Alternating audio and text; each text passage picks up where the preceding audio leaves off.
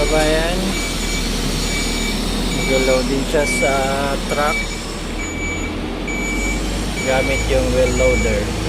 Tapos i-discarga namin by excavator yan sa shore. Ayan. Ganito yung discharging dito, kaya medyo mabagal yung pag-discarga namin. Kailangan namin hintayin magkaroon ng space sa puerto.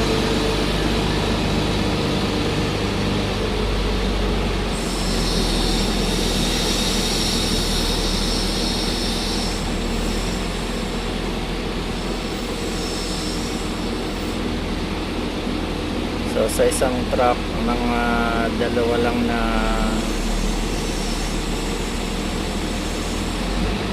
dakot ng wheel loader sa truck.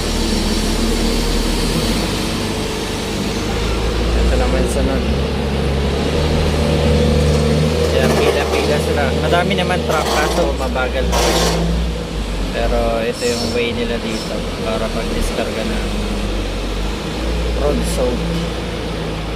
Magwi-winter na kasi kaya ayun, gagamitin nila nito.